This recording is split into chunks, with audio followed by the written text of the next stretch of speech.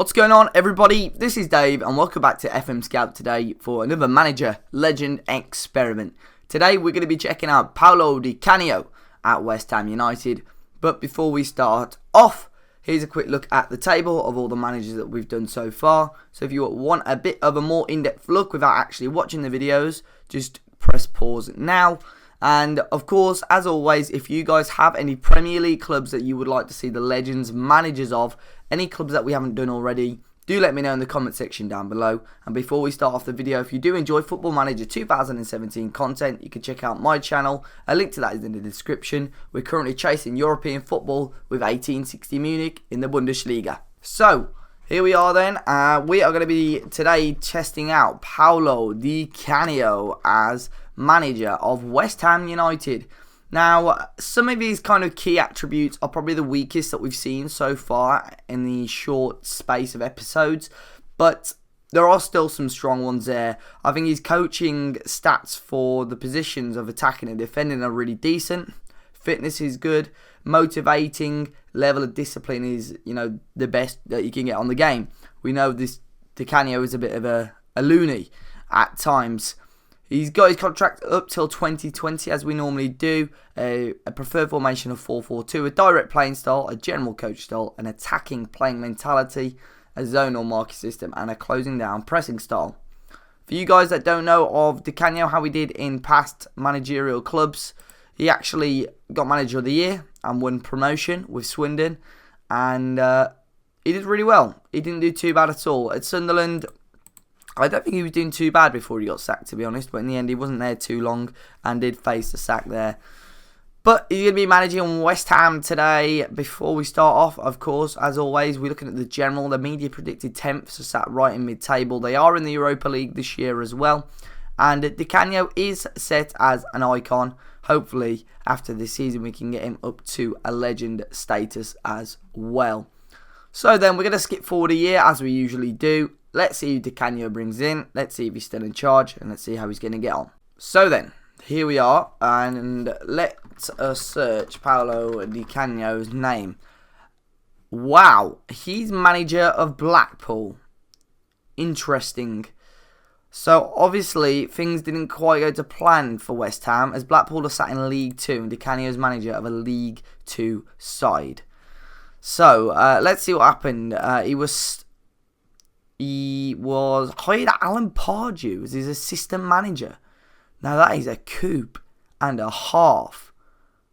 Is Pardew actually an assistant manager on the game now? That is incredible. So we'll have a quick look at everything a bit more in depth. But he was sacked as West Ham manager in 2016. Their current manager is Gerardo Martino, the ex-Barcelona manager, ex-Argentina manager, and they finished in 14th place in the end.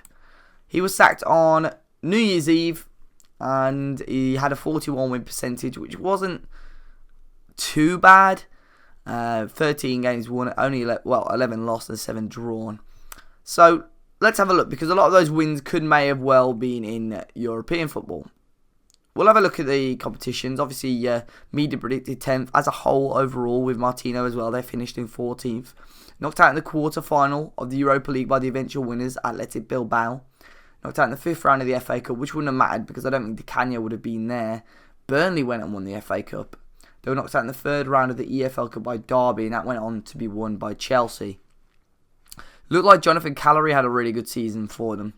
But let's have a quick look now at some of the schedule and see how West Ham got on in certain competitions until New Year's Eve. So in the league, not brilliant at all, was it? Up until, this day, won just 4 games in the league. A lot of losses as well, not too many draws involved in there. Started off the season with a 2-0 loss against Southampton. There was a little patch of West Brom and Bournemouth, really. 2 big losses, 3-0 and 4-0 respectively, where they should have probably got something out of. And he got the sack in the end. FA Cup wouldn't have mattered too much. EFL Cup, he lost 1-0 to Derby at the end of September at the London Stadium. Craig Bryson scoring. In the Europa League, though, we had a really successful group stage. Didn't lose a game. He dropped points in just 1. He qualified quite comfortably too. However, obviously, he didn't get a chance to manage him in the knockout round, where they did fairly well to get into the quarterfinal, if I'm honest. Now, we can actually have a look at the Premier League stages to see where they were in the league on the 31st of December. So, as you can see, they started off quite well, going up to 12th, and they were actually bottom for part of November and October. Got themselves back up there, but on the 31st of December, after that loss, they were in 18th. They were in the relegation zone, and they were struggling big time. You can see when he got sacked, things did improve, obviously. Stayed up in the end.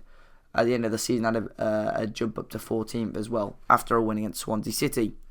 So let's see who Di Canio brought in. Did he bring anyone in?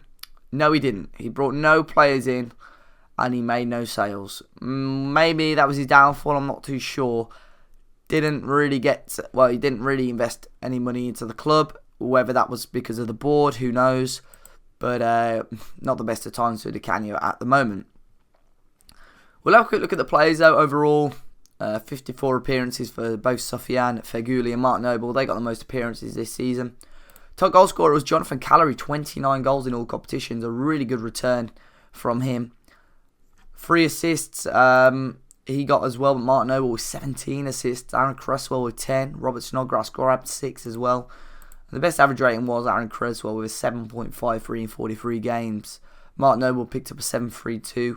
Pedro Obiang as well with 7.18. But overall, it's really surprising that Di Canio, the first manager sacked in this experiment, didn't do too well at all. 183 days he lasted in charge. He had Steve Potts as well, who actually won 2 games. He got a 100% win ratio after Di Canio left the club. And now he's managing down in League 2. Out of interest, how is he doing in League 2? What is his current win ratio? If we look at his career stats, he's only managed them for 1 game, and they won fairly comfortably. So we'll have to have a look at more in depth at his managerial stats at West Ham. He obviously didn't win any Manager of the Months at all, and he was sacked in 2016 in the end. Not a great time for Di Canio at all, and we'll have to have a look at which manager is next. Will they do better than Di Canio? I certainly hope so. I don't think many managers can do much worse than this one. It didn't last too long at all. But if you enjoyed the video today, make sure you smash that like button down below. On screen now you should see the list of stats that I've put together and added Di Canio to the table. So as always, pause the video if you want a quick look at that.